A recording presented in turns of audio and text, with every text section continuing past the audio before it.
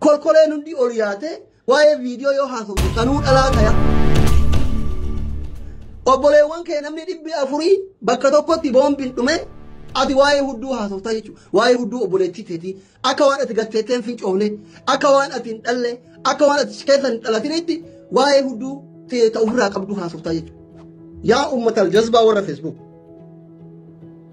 ani yeroo tokko warri Facebookaa kun maraataa irratti fakkaata anuu yuu maraataa ofitti fakkaata yeroo tokko normaalii yoo yaadu jechuudha maraataa ofitti fakkaata obboleessu yaa obboleettii yaa obboleessa kiyya warri waa'ee hudduu dubartii haasoftan kun har'aa kaleessa warri waa'ee faaxee jaarti isii dadhabee haasoftan kun har'aaf kaleessa barka achitti sirraa kaleessa boombiin gubate obboleessa keeti bara obboleettiitiiti bara obboleessa keeti bara obbolummaa oromummaa walitti qabdan bar dhiiga kee gimmaasha gama keetii tokkotu boombiidhaan yaman keessatti gubame innaa lillaahi wa innaa najjina ummata feesbuukaa kana jechuudha hunda caalaa kanama dhibu hunda caalaa kanama dhibu maal feeta hunduma caalaa kanama dhibu maal feeta dubartii waa'ee viidiyoo haasoftu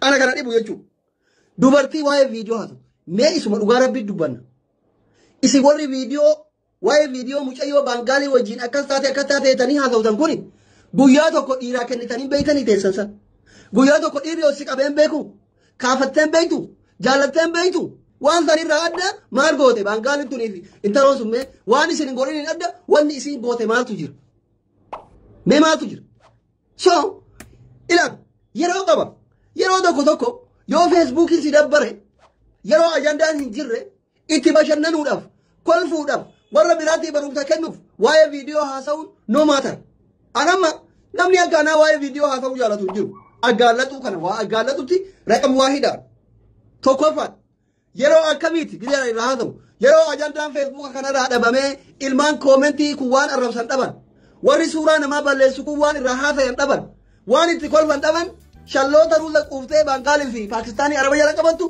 gaafiddee jala keetta haa irraa wacani guyyaa lama sadi silaa qabsoon feesbuuka guyyaa lama sadi ta'u ammatti garuu inshallah viidiyoo shaqaalatii miti viidiyoon abiyyi yoo gabbaye nun barbaachisu abiyyi hammaama keessa dhaabatee zinnaash luugu yookiin sarraatanyaa isaa otoo luugu yoo zinnaash zayitii itti naqxe waa'ee viidiyoo nu ilaalatu jechuudha because obboleewwan keenya nama 450 bakka tokkotti hidhan yeroon kun yeroo waa'ee viidiyoo haasa'aniin anna kana dhibu isuma dhugaa rabbiititti isuma dhugaa rabbii kana dhibu sila namni afaan oromoo dubbatu obboleewwan isaa obboleewwan kee ilmaan oromoo namni 450 bakka tokkotti gubamanii sirraa ajjeefamanii afaan kamiin waa'ee hudduu dhalaa haasoftaadha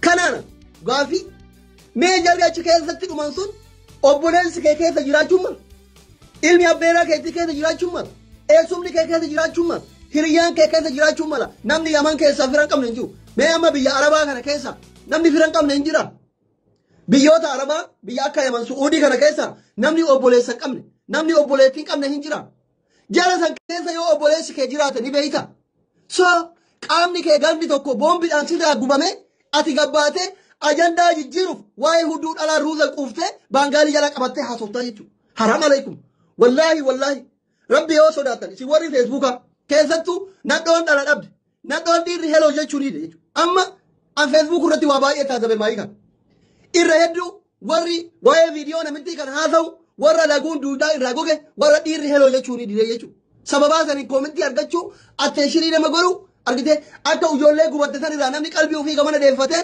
viidiyoo sun meeti keessa naa erga amma kalee gargara osoo rafin bulte dulloonni osoo rafin mee viidiyoo san naa erga maal goote yoo si ergan mataa seenuu hedda mubaayilii sitti ergama mubaayilii sin seensisu hommaan ati viidiyoo san naa erga jettuuf maali mee hommaan poosti godha jettuuf maali mee maal irraa goote viidiyoo laaluu barbaadda ati tadhaltu yoo viidiyoo intaloo biraa laaluu barbaadde gajjadhiite ilaali uf jala dubartiin jechuudha hudduu dhalaa biraa laalu fiidan gadi jalaatumaan teessan masallaala tokkoma garagarummaan hin jiru bal'inaa fi dheerinna yoo wacaalte malee gurraatti sitti himaa jira sa'aatii ammaa kana gajjaraa uf laali ana sitti himaa jira doktorri waan gurraattii kana laaluuf dhiiga ilmaan obboleewwan keenyaa lafa balleessu baangaaliin akkas godhe baangaaliin akkana godhe akka fedhe haa godhu maftuwaanu aboo baangaalii miti harreetti yoo kennite maal si galcha waa'ee hudduu dhalaa haasa'u hudduu namaa maaltu si galcha yoo harree kennite mee yoo fardaa kennite minaa gabba Maal tu sikat jeme.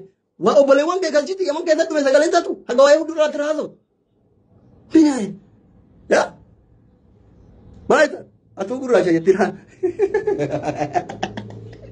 Suma dhugaa rabbi sitti maa. Suma dhugaa rabbi. Ana eenyummaa kiyya jibbuu dandeetta. Ana na jibbuu dandeetta. Haasofni kiyya sii ta'a. Gommaa kana fakkaatti hudduun isin irraa haasoftu. Mee dubartii haga fayyadati jaalatu. Haga fayyadati jaalatu. Nagarsiisi jedhin yoo shawwadde malee ifaa fitee siin garsiisu. Amma hedduu ijoolleen shamarran Oromoo jaalalaan beeytu ifaa keessatti namatti kennitu maaliif? Yoo arge gurraattii kana argu yoo ta'e na dhiisaa. Yoo itti fokkatte na dhiisaa waan jedhuuf amma dubartiin sin argisiiftu. Dubartiin qaruuteen goggowwaa tanatu iyyuu viidiyoo waraabee of arga malee dubartiin qaruuteen waa'ee dhiiratii fi bifa isii argite. Bifa wannoo tan beektu sin argisiiftu. Dubartiin qaruuteen sin argisiiftu. Maaliif gurraachinna isii kana yoo arge na jibbaa jetti. Atu gurraacha. Suma dhugaa rabbi sitti gurraachinna isii yoo arge na jibbaa jetti sin argisiiftu. Waan akkanaatirraan haasa'ina bannaa ta'e. Akkaataa itti obboleewwan keessan gargaaratan irra haasaya. Akkaataa lammiilee keenya kamaniidhaa keessa jiran itti baafatan irra haasaya. Akkaataa ijoollee dhumtee itti gargaarannu itti awwaalannu akkaataa dhiiga isaanii itti baafannu irra haasaya. Yetima aydarsi. Si jammali koo wanti tun bahara hin dhumtu. Galaana addunyaa kana irra wanti haga feete yoo itti buute haga feete yoo dongorte gadi hin fagaanne achi hin dhumne isii qofa. Isii qofa.